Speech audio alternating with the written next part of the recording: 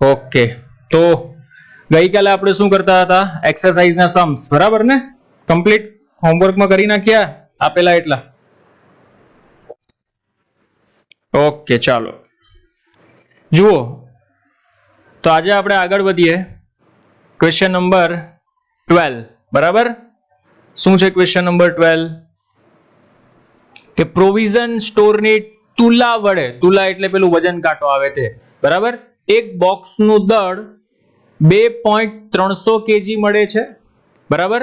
માની લો ભાઈ, આપણે સોલ્યુશનની ચર્ચા કરીએ તો એક બોક્સ છે, આ રહ્યું એક બોક્સ, બરાબર? આ બોક્સનું દળ છે આપણી પાસે, એને હું કહી દઉં છું m, બરાબર? 2.300 kg. ચાલો, હવે આ બોક્સમાં 20.15 ગ્રામ અને 20.17 ગ્રામ દળના, એટલે કે ભાઈ આની અંદર બે દળ છે, એક છે m1, એનું માપ છે 20.15 ગ્રામ, અને બીજું દળ છે m2, એનું માપ છે 20.17 ગ્રામ, બરાબર? તો ના સોનાના બે ટુકડા મૂકેલા છે. તો પહેલો સવાલ એવો પૂછ્યો છે કે બોક્સનું કુલ દળ શોધો. પ્રથમ સવાલ કેવો છે ભાઈ? કે બોક્સનું કુલ દળ શોધો. તો પહેલા એક વસ્તુ મગજમાં રાખવાની ભાઈ, બોક્સનું કુલ દળ શોધવું છે તો આ કેજીમાં છે અને આ ગ્રામમાં છે, બરાબર? અરે મગજમાં ઘૂસે છે, બે સામા છે ગ્રામમાં ને એક સામા છે કેજીમાં. તો સર કરવાનું શું? તો બધાને કેજીમાં કન્વર્ટ કરી દો. બોલો, m1 ને કેજીમાં કન્વર્ટ કરીએ તો શું થાય? તો m1 બરાબર 20.15 ગ્રામ ને 1000 વડે ભાગી નાખો. બોલો, 1000 વડે ભાગીએ તો શું થશે સર? તો થશે બેટા 0.02015 kg. સમજ પડી? ભાઈ ગ્રામમાંથી કેજીમાં લઈ ગયા, સમજ પડી? બોલો m2 શું થાય? m2 બોલો. m2 0.02017 kg. Okay, very good. તો હવે બોક્સનું કુલ દળ શોધવાનું છે. તો બોક્સનું કુલ દળ કેટલું થાય? m વત્તા m1 વત્તા m2, બધાનો કરો સરવાળો. ચાલો, એટલે 2.300 વત્તા 0.02015 વત્તા 0.02017. બોલો ભાઈ, ટોટલ સરવાળો કેટલો થાય?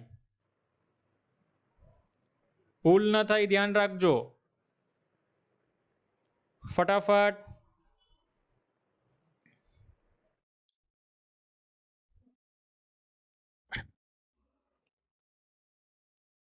બોલો,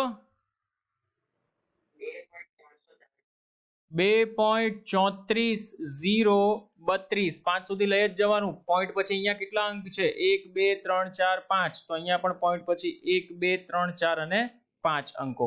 બોલો, ઇટ ઇઝ ક્લિયર? આટલા કેજી તમારું કુલ દળ મળ્યું. પણ જોવાનું રકમમાં સૌથી નાનામાં નાની સાર્થક સંખ્યા કેટલી છે? તો રકમમાં સૌથી નાનામાં નાની સાર્થક સંખ્યા 2 છે. સર 2 કેમ? આને તો 4 કહેવાય. 2.300 kg. બેટા આને 2.300 kg લખ કે 2.3 kg લખ, બંનેનો મીનિંગ એક જ થાય. ભાઈ આને પણ 2.300 ગ્રામ, 2 કિલો 300 ગ્રામ વંચાય, આને પણ 2 કિલો 300 ગ્રામ વંચાય. એટલે નાનામાં નાની સાર્થક સંખ્યા કેટલી છે? 2. તો આને નાનામાં નાની સાર્થક સંખ્યામાં ફેરવીએ તો આપણો જવાબ શું આવે ભાઈ? 2.3 kg. This one is our answer. બોલો, સમજ પડી તો યસ? એની પ્રોબ્લેમ નથી ને? Okay, very good. ચાલો, એના પછી આપણે એવું કહ્યું છે કે યોગ્ય સાર્થક અંક સુધી બંને ટુકડાના દળનો તફાવત. તો અહીંયા ભાઈ હું લખું છું, જો દળનો તફાવત. બોલો, દળનો તફાવત એટલે કે મોટા દળમાંથી નાના દળને બાદ કરો. એટલે કે લખી શકાય 20.17 માઇનસ 20.15.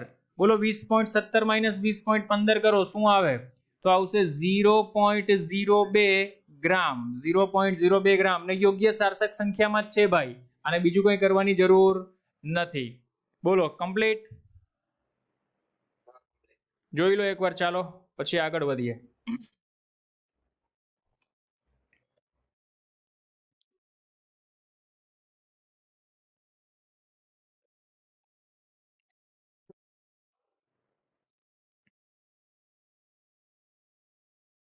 વધીએ આગળ,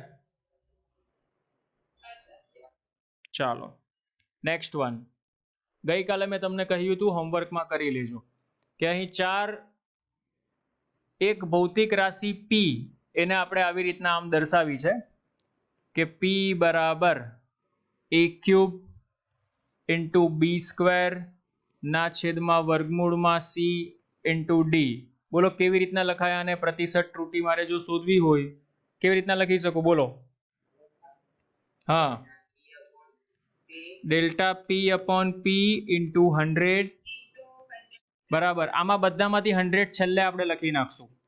3 delta A upon A, 2 delta B upon B plus 1/2 delta C upon C plus delta D upon D into 100. બોલો સમજ પડી? એની પ્રોબ્લેમ નથી ને? ઓકે ચાલો, તો હવે ડાયરેક્ટ 100 અંદર મલ્ટીપ્લાય કરીને પર્સન્ટેજના ફોર્મમાં જ આપણે લખી શકાય.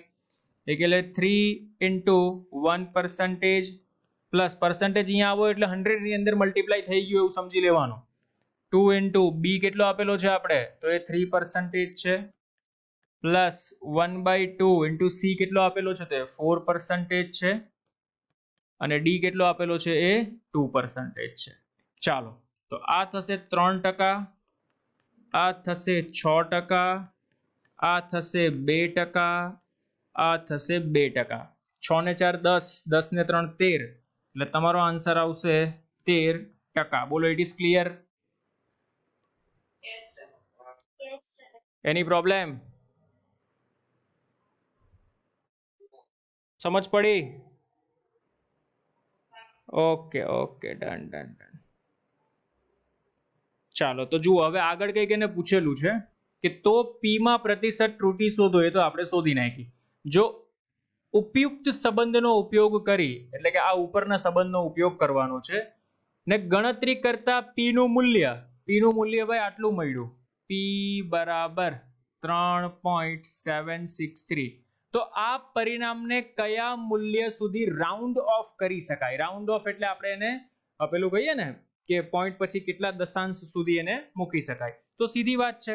બોલા 13% છે, તો 13% એટલે આને હું 0.13 લખી શકું. બોલો આમાં કેટલા સાર્થક અંકો છે?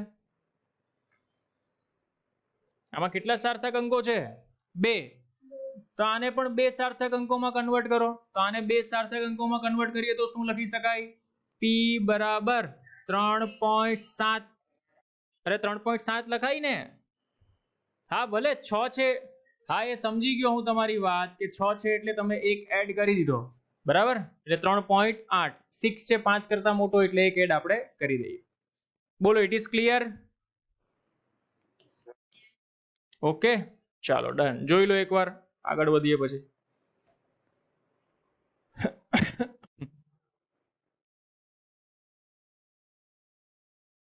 ક્લિયર? Okay done. ચાલો, મુદ્રણની ઘણી ત્રુટિઓ ધરાવતા એક પુસ્તકમાં આવર્ત ગતિ, આ બધા sign sign sign sign cos, આ બધાને આવર્ત વિધેય કહેવાય. કયા વિધેય કહેવાય? આવર્ત વિધેય. ધ્યાનથી સમજજો ને ભાઈ, વેરી વેરી મોસ્ટ આઈએમપી છે. જ્યારે પણ બેટા આવું લખેલું હોય ને, સાઇન કૌંસમાં વી ઇન્ટુ એ, આવું લખેલું છે. સાઇન કૌંસમાં વી ઇન્ટુ એ અચળ છે, વી એ વેગ છે, અને તમને એવું કીધું કે ભાઈ એ બરાબર ખાલી જગ્યા. તો ઓલરેડી આ પ્રકારના એક્ઝામ્પલ આપણે જોઈ ગયા છીએ. સમજજે ભાઈ, આ આખી રાશિ છે ને, આખી રાશિ એ પરિમાણ રહિત હોય. કેવી હોય ભાઈ? પરિમાણ રહિત. પરિમાણ રહિત નો મીનિંગ એવો થાય કે એનું પરિમાણ 0 0 0 છે. ઓકે, તો આ આખી રાશિ પરિમાણ રહિત, તો આ રાશિ પણ પરિમાણ રહિત થાય. તો આને આમ લખાય કે v ઇન્ટુ a બરાબર પરિમાણ રહિત, બરાબર પરિમાણ રહિત. મારે a શોધવો છે તો એને કરતા બનાવો, તો a બરાબર પરિમાણ રહિતના છેદમાં v. પણ v તો પરિમાણ રહિત નથી ભાઈ, v ને પરિમાણ છે. અચ્છા સર, તો પરિમાણ રહિત એટલે m0 l0 t0 છેદમાં, બોલો v ના પરિમાણ કેટલા મળે? તો v ના પરિમાણ મળે 0 l t-1. આ ઉપર જાય તો બોલો આને લખાય m0 l-1 t1. તો આ a નું પરિમાણ તને મળશે m0 l-1 t1. સમજ પડી તો બોલ યસ સર. Any problem? બાકીના શું કરે છે? હું સમજ પડી બોલો.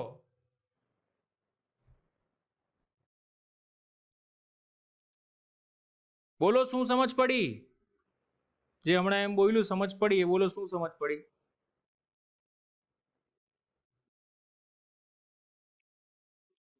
અરે બોલો.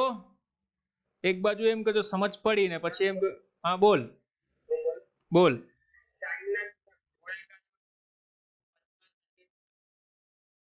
સાઈનના ગુણાકારમાં નથી, સાઈનની બાજુમાં ખૂણો આવે, સાઈનની સાથે ગુણાકાર ન આવે, એને ગુણાકાર ના બોલાય. સાઈન કોસ એની બાજુમાં જે પણ વિધેય હોય એને ખૂણો કહેવાય. બરાબર, તો એ એંગલ પરિમાણ રહિત છે. બોલો પછી આગળ.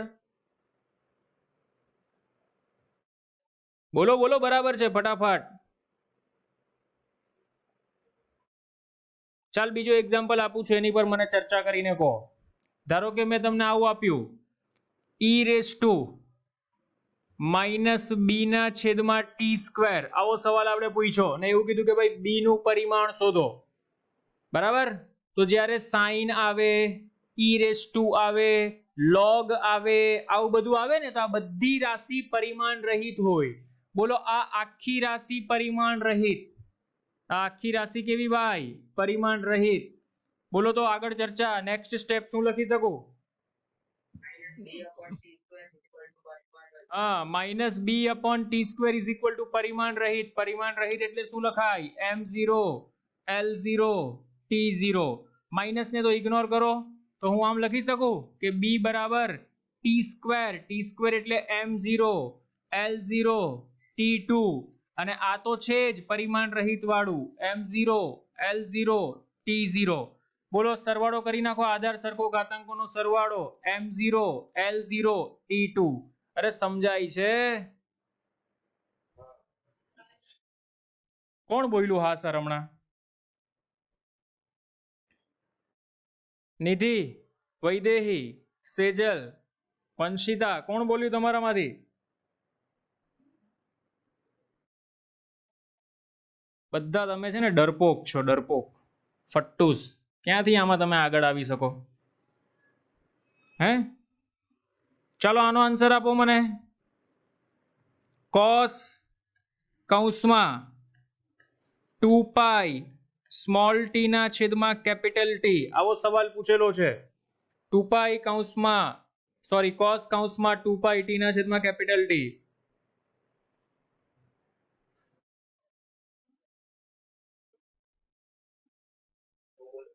બોલ.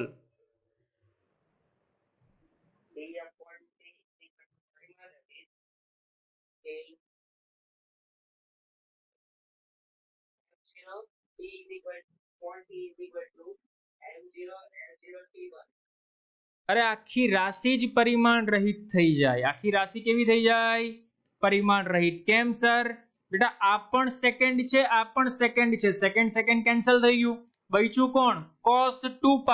અને cos 2π એ પરિમાણ રહિત એટલે આખી રાશિ જ પરિમાણ, જેને કોઈ પરિમાણ છે જ નહીં. સમજ પડી? સ્મોલ ટી અને કેપિટલ ટી. સ્મોલ ટી એટલે ધારો કે આ તરંગ, આ એક સિમ્પલ ભાષામાં સમજાવું. ધારો કે કોઈ આ એક વ્યક્તિ છે, હોમવર્ક નથી લાવ્યો, એને ઉઠક બેઠક કરવાની છે, સિટઅપ્સ કરવાના છે એવું માની લે ભાઈ. તો આ ભાઈ એકવાર ઊભો થશે, ફરી પાછો બેસશે, તો એને કહેવાય કેપિટલ ટી, આવર્તકાળ. શું કહેવાય? ઊભો થયો, બેઠો, એને કહેવાય કેપિટલ ટી. અને આ સ્મોલ ટી શું છે? તો સ્મોલ ટી એ સમયગાળો છે. તમને એવું પૂછે કે 5 સેકન્ડ પછી એને કેટલી ઉઠક બેઠક કરી, તો એને સ્મોલ ટી કહેવાય. કેપિટલ ટી શું છે ભાઈ? માની લે કે ઊભો થયો અને બેઠો, એમાં એને 1 સેકન્ડ લાગી, તો આ સ્મોલ ટી એ શું છે ભાઈ? 5 સેકન્ડ પછી, તો એ 5 વાર ઊભો થઈને બેસેલો હશે. બંને છે તો સમયગાળો જ ને ભાઈ, મગજમાં ઘૂસે છે. એટલે એ આખી રાશિ તમારી કેવી બની જશે? પરિમાણ રહિત. બોલો, સમજ પડી? ઓકે, એટલે કોસ વિધેયમાં પરિમાણ રહિત કહેવાય. ચાલો ભાઈ, કોઈને તકલીફ? હવે બધા સૂન મારી ગયા, કોઈ બોલતું નથી.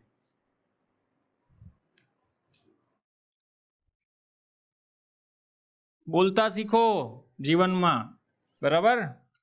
ખોટું સાચું એ નહીં વિચારવાનું, ખોટું છે સાચું છે, બોલવાનું. સાચું પડે તો સાચું, ને ખોટું પડે તો સાચું શીખવા મળે. જો અહીંયા પ્રશ્ન નંબર 1, મુદ્રણની ઘણી ત્રુટિઓ ધરાવતા એક પુસ્તકમાં આવર્ત ગતિ કરતા એક કણના સ્થાનાંતર. ચાલો ભાઈ, y બરાબર a into sin 2π/ small T ના છેદમાં કેપિટલ ટી. બરાબર? તો આ 4 જુદા જુદા સૂત્ર છે. તો આપણે ખોટા સૂત્રને બહાર કાઢવાના છે. કયું સૂત્ર ખોટું છે એને બહાર કાઢો. ચાલજો ભાઈ, સમજજે. મેં તને એક વસ્તુ કરાવેલી. સર, કઈ વસ્તુ કરેલી? કે આપણે આવું લખેલું કે ભાઈ y is equal to ut plus half at square. તો આ સૂત્ર પારિમાણિક દ્રષ્ટિએ સાચું ક્યારે હોય? તો ભાઈ આ અંતર છે તો આ પણ અંતર હોવું જોઈએ અને આ પણ અંતર હોવું જોઈએ, તો સૂત્ર સાચું કહેવાય. બોલાવું કરેલું કે નહીં આપણે? બરાબર? તો એનો મીનિંગ શું થાય? એનો મીનિંગ શું થાય કે ભાઈ આ બધા અંતર હોવા જોઈએ. Very good sir. તો જો ભાઈ, અહીંયા બેટા એ શું છે? તો અહીંયા લખેલું છે, જો કણના સ્થાનાંતર. એટલે માની લે ભાઈ આ કણનું સ્થાનાંતર છે. ઓકે સર, વેરી ગુડ, જબરજસ્ત. એ શું છે? તો કણનું મહત્તમ. ભલે ને મહત્તમ છે તો એ સ્થાનાંતર જ. યસ સર, આ પણ સ્થાનાંતર છે. હવે સમજ બેટા, સ્થાનાંતરની સાથે હવે જે રાશિ આવે એ પરિમાણ રહિત હોવી જોઈએ, નહીતર શું થાય તે સમજ. આ સ્થાનાંતર અને આ બીજું સ્થાનાંતર આવી ગયું, તો સ્થાનાંતર ઇન્ટુ સ્થાનાંતરનો વર્ગ થઈ જાય. That is not possible. અચ્છા સર, પ્લસ હોય, જો સમજ બેટા, અહીંયા પ્લસ છે. અંતર બરાબર અંતર વત્તા અંતર એટલે 2 વાર અંતર ન થાય. એનો કહેવાનો મતલબ એ છે ભાઈ, તમે જેટલી પણ ફિઝિકલ ક્વોન્ટિટીઝ લખો, જેટલી પણ ભૌતિક રાશિઓ લખો, એ ભૌતિક રાશિઓમાં વચ્ચે પ્લસ અને માઇનસ સાઇન મેટર નથી કરતી. પણ ધારો કે લખું, જો એક બીજું સૂત્ર તને આપું કે ભાઈ v is equal to u plus at. અહીંયા પ્લસ હોય માઇનસ હોય એનાથી કોઈ ફરક નથી પડતો, ગુણાકાર ન હોવો જોઈએ. બરાબર? અચ્છા સર, ચાલ. જો અહીંયા વેગ, બોલ આ વેગ છે તો આને પણ શું કહેવાય? વેગ. Very good. આને પણ શું કહેવાય? વેગ. બરાબર? ચાલ, હવે અહીંયા સમજ. ધારો કે તને કોઈ આમ આપી દીધું કે y બરાબર a ઇન્ટુ ટી. બોલ આ શું છે? અંતર. આ શું છે? પ્રવેગ. આ આખું અંતર બને? જો બને તો બનાવી શકાય, પણ આમાં ક્યાંય મેળ ખાતો નથી. આ ફોર્મ્યુલા મેથેમેટિકલી રોંગ છે. ફોર્મ્યુલા મેથેમેટિકલી કેવું છે? રોંગ. જો આ પ્રવેગ હોય તો પ્રવેગનું સૂત્ર શું બને સર? મીટર પર સેકન્ડ સ્ક્વેર. અને આ સમય છે, સમયનું સૂત્ર શું બને સર? સેકન્ડ બને. સર, સેકન્ડ કેન્સલ, તો જમણી બાજુ તો મીટર પર સેકન્ડ બન્યું, એટલે ડાબી બાજુ બને છે અંતર અને જમણી બાજુ બને છે વેગ. તો આ સૂત્ર જ ન બને. અરે મગજમાં ઘૂસે છે. It is clear?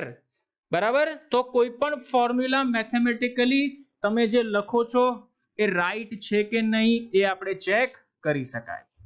બરાબર? ચાલો, તો મારે તમને આ ડિટેલમાં સમજાવવું હતું, સમજાવી દીધું. ચાલ ભાઈ, આ સ્થાનાંતર. તો હવે આ તમારી કેવી રાશિ ભાઈ? પરિમાણ રહિત. બોલો, ઇટ ઇઝ ક્લિયર? ઓકે, ચાલો. તો એનો મીનિંગ એવો થાય કે આ સૂત્ર એ પારિમાણિક દ્રષ્ટિએ સાચું છે. પારિમાણિક દ્રષ્ટિએ સાચું છે. બરાબર, યસ.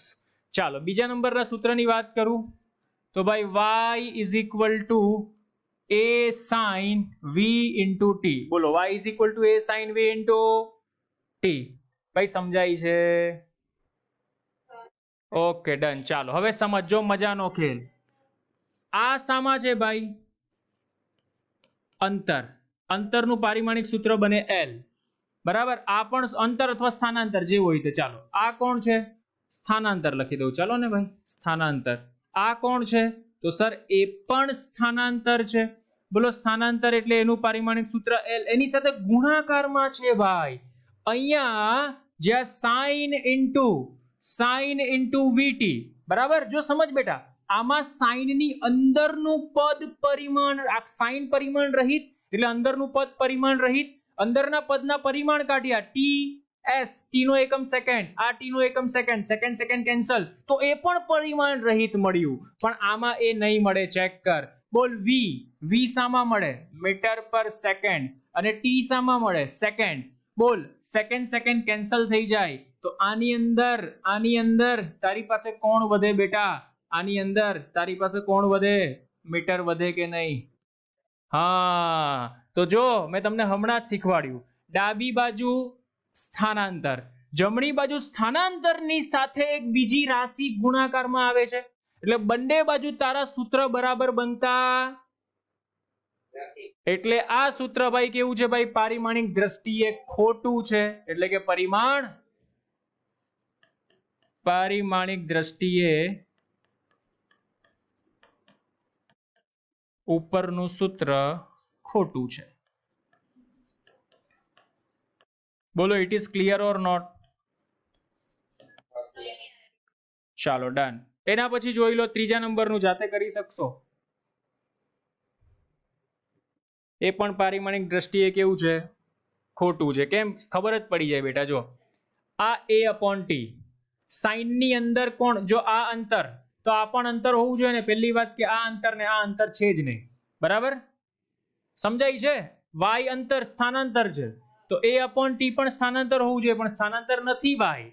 બરાબર, એ કોણ છે સર? એ તો એ સ્થાનાંતર છે. સ્થાનાંતરના છેદમાં સમય, તો સ્થાનાંતરના છેદમાં સમય તો વેગ થઈ જાય. એટલે આ તને વેગ આપેલો છે.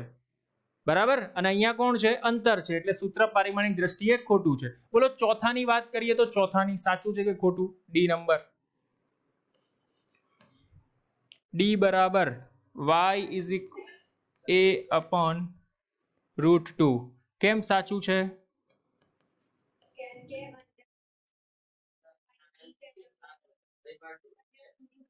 હા, ટીટી ઉપર નીચે ઉડી જાય.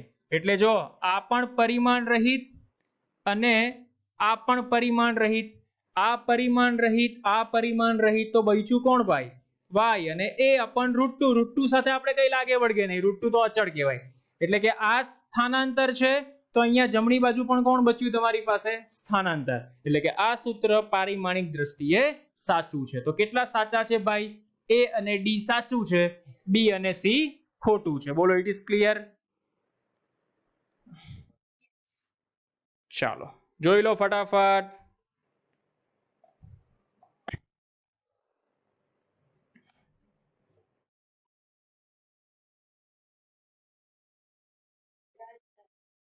ડન. ચાલો તો વધીએ આગળ. Next one. અરે સર સવાલ જ નથી ભાઈ. એનસીઆરટી સાથે રાખજો હવે. હે, ક્વેશ્ચન નંબર 15.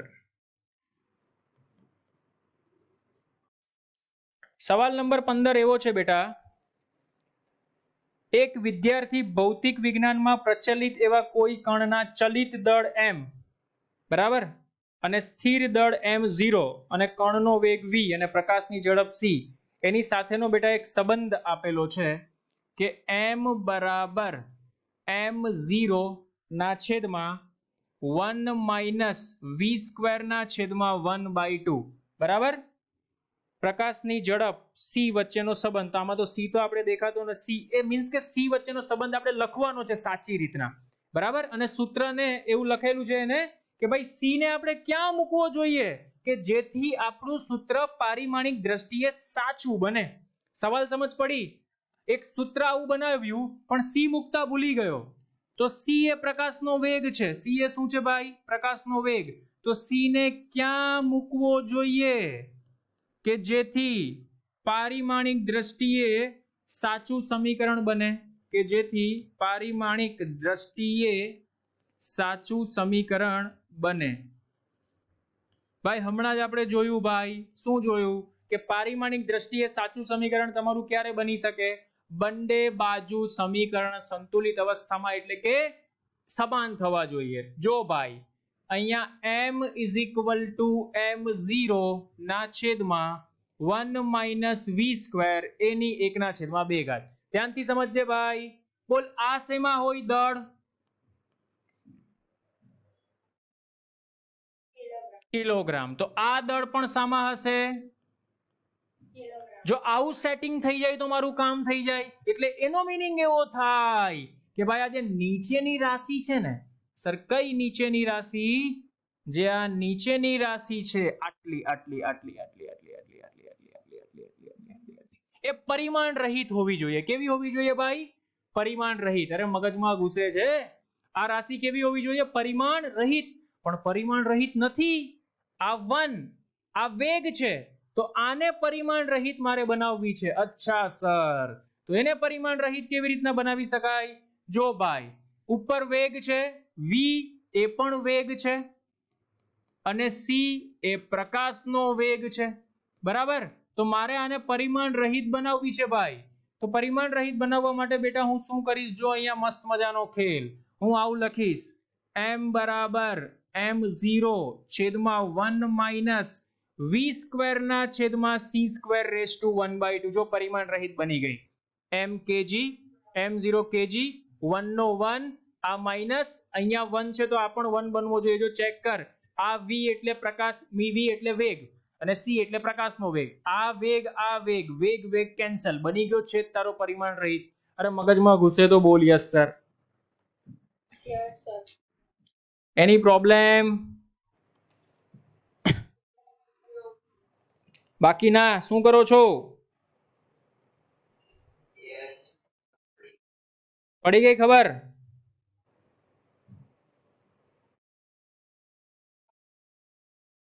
કન્ફર્મ?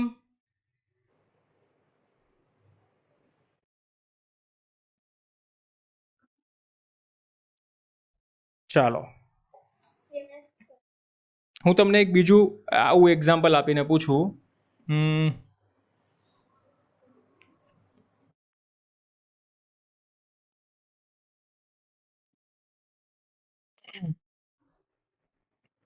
એક સિમ્પલ એક્ઝામ્પલ, જો તમને આવડશે આ તો બરાબર, કે v = u પ્લસ ખાલી જગ્યા ઇન્ટુ ટી. બરાબર? કોઈ એક વિદ્યાર્થી છે, એ ભાઈ કોઈ વિદ્યાર્થી કોઈ પદાર્થ અચળ વેગથી ગતિ કરે છે. બરાબર? તો એના માટેનું એ સમીકરણ બનાવે છે, અને સમીકરણ એનું બને છે v બરાબર u પ્લસ ખાલી જગ્યા ઇન્ટુ ટી. એ પ્રવેગ મુકતા ભૂલી ગયો. તો એને પ્રવેગ ક્યાં મૂકવો જોઈએ? આ તો મેં તમને ખાલી જગ્યા કરીને આપી. ધારો કે તમને આવું ઇક્વેશન આપી દે, v = u + t. એ પ્રવેગ એટલે કે એ મૂલ્ય એ મૂકતા ભૂલી ગયો, તો એને એ ક્યાં મૂકવો જોઈએ? તો આપેલું સમીકરણ પારિમાણિક દ્રષ્ટિએ સાચું બને. હા, ટી ની બાજુમાં, એટલે અહીંયા મૂકવો જોઈએ. અરે મગજમાં ઘૂસે છે. હા, આવા ઘણા બધા ઇક્વેશન બની શકે. બરાબર? જો એક બીજું ઇક્વેશન આપણે બનાવીએ. આ તો તમને આવડી પણ જશે, વાંધો નહીં આવે. કે y = x tan θ minus half g ના છેદમાં u² cos² θ. બરાબર? ચાલો, સવાલ એવો છે કે ભાઈ એક કોઈ વ્યક્તિ છે, એ કોઈ પદાર્થને પ્રક્ષિપ્ત કરે એનું સમીકરણ બનાવે છે, અને એનું સમીકરણ બને છે આ રીતના. અને એ x નો ઉલ્લેખ કરતા ભૂલી ગયો છે. x એટલે કે સ્થાન. બરાબર? સ્થાનનો ઉલ્લેખ કરતા એ ભૂલી ગયો છે. તો આપેલ સમીકરણમાં x ક્યાં મૂકે તો સમીકરણ પારિમાણિક દ્રષ્ટિએ સાચું બને. ગ્રેટ. જો ભાઈ આ તો આપણું સ્થાન જ છે, એટલે આ તો સાચું છે. બોલ અહીંયા tan થીટા પરિમાણ રહિત, તો પરિમાણ રહિતની સાથે x કોણ છે ભાઈ? આ પણ આપણું સ્થાન જ છે, એટલે આ ભાગ પણ સાચો છે. હવે આ ભાગમાં મગજમારી કરવાની. બોલો 1/2 અચળ, cos સ્ક્વેર થીટા કેવો ભાઈ? cos સ્ક્વેર થીટા પણ અચળ, તો g/u સ્ક્વેર. મારે આને સ્થાનમાં કન્વર્ટ કરવાનું છે ભાઈ. g એટલે ગુરુત્વ પ્રવેગ. બોલો ગુરુત્વ પ્રવેગ એટલે શું લખાય? તો સર મીટર પર સેકન્ડ સ્ક્વેર છેદમાં u સ્ક્વેર એટલે સર શું લખાય? u એટલે વેગ છે, તો મીટર પર સેકન્ડ એનો વર્ગ છે. અચ્છા સર, તો મીટર સ્ક્વેર ના છેદમાં સેકન્ડ સ્ક્વેર. જો સર મીટર સ્ક્વેર કેન્સલ થઈ જાય, મીટર મીટર એક વાર કેન્સલ થાય. અચ્છા સર, તો અહીંયા ચલ હું અહીંયા u cos સ્ક્વેર થીટા લખી દઉં છું. u સ્ક્વેર નથી લખતો, u cos સ્ક્વેર થીટા લખી દઉં છું. બરાબર. બોલો તો u cos સ્ક્વેર થીટા એટલે મીટર પર સેકન્ડ થશે, મીટર પર સેકન્ડ. બરાબર. તો બોલ મારી ક્યાંક મિસ્ટેક થાય છે, u સ્ક્વેર જ રહેવા દે. ચાલ, g એટલે મીટર પર સેકન્ડ સ્ક્વેર, મીટર સ્ક્વેર પર સેકન્ડ સ્ક્વેર, સેકન્ડ કેન્સલ, એટલે કે 1 મીટર વધ્યું ભાઈ. એટલે આનો આન્સર તમારો શું વધ્યો? 1 મીટર. તો અહીંયા એને શું મૂકવું જોઈએ ભાઈ કે જેથી તારું આ સ્થાન બને? અચ્છા સર, આ વધ્યું 1 મીટર, એટલે આનો આન્સર આવે છે 1 મીટર. તો બોલ હું ગુણાકારમાં મીટરનો વર્ગ મૂકી દઉં તો મીટર મીટર કેન્સલ થઈ જાય, તો મીટર સ્ક્વેર આવે. અરે સમજાય તો બોલ યસ સર. તો અહીંયા મારે શું મૂકવું પડે? x નો વર્ગ મૂકવો પડે, તો મારું સૂત્ર પારિમાણિક દ્રષ્ટિએ સાચું બને. સમજાય છે? એની પ્રોબ્લેમ? ઓકે, ચાલો. તો આ રીતના પૂછાય, ધ્યાનમાં રાખજો. એક હતો, મેં બીજા બે તમને કરાવીએ. જો એના પછી ક્વેશ્ચન નંબર 16. Question number 16. બરાબર. ચાલો 7 મિનિટ્સ બાકી છે, જોઈ લઈએ.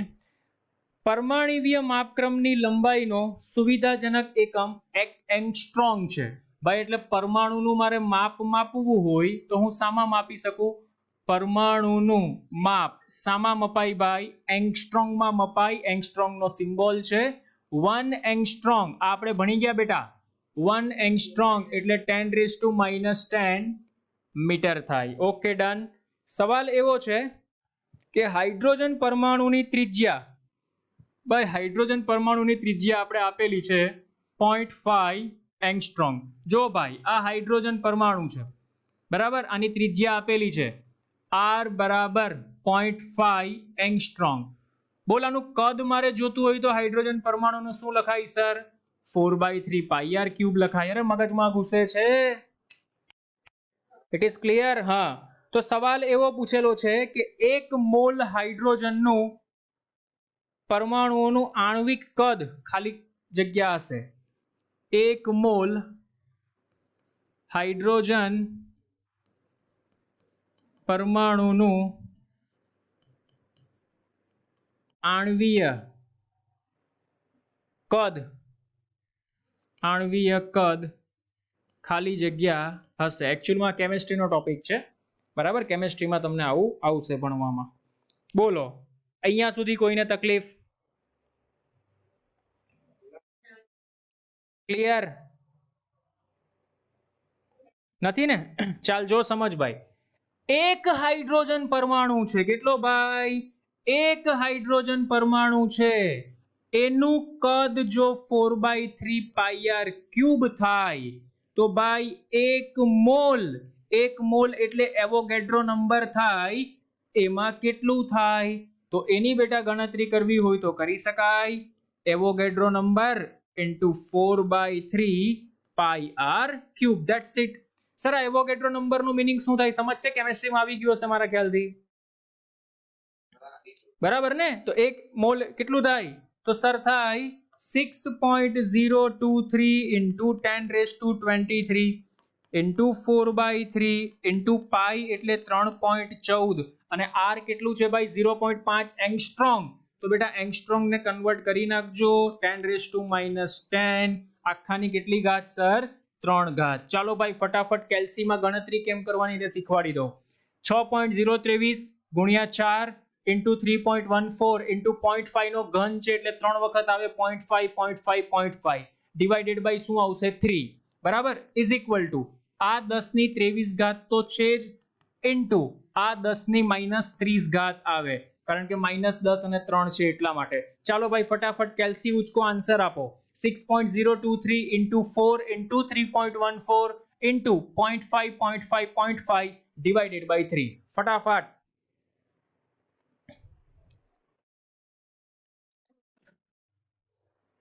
फास्ट टाइम पतवा આવ્યો છે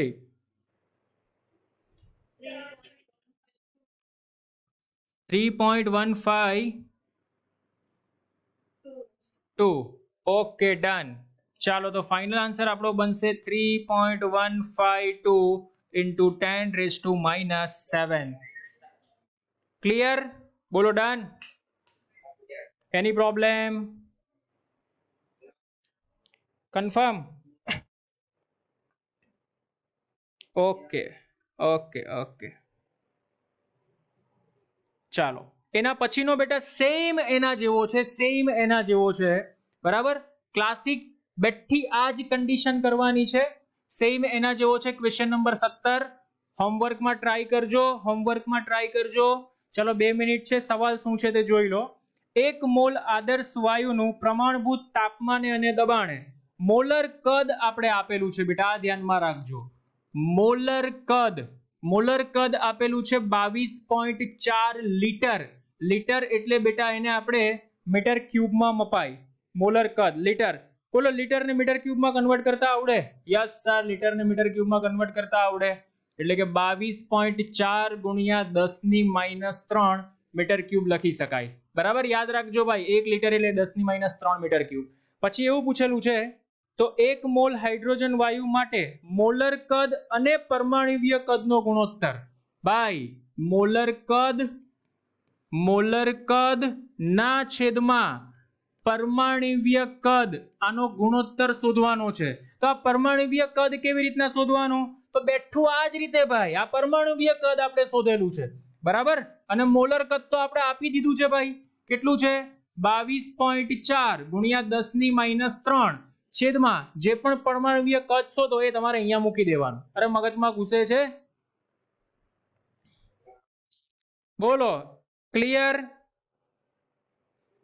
આ તને બેટા આપેલું છે સમજ આ તને કેટલા માટે આપેલું છે ખબર આ તને આપેલું છે 0.5 એંગસ્ટ્રોમ અને એના પછીમાં તને ત્રિજ્યા લેવાની કીધી છે 1 એંગસ્ટ્રોમ 1 એંગસ્ટ્રોમ માટે કીધી છે તો 1 એંગસ્ટ્રોમ માટે શોધી લેજે અહીંયા મૂકી દેજે જે આવે તે બંનેનો ગુણોત્તર જે આવે તે તારો ફાઇનલ આન્સર બોલ જાતે કરી શકીશ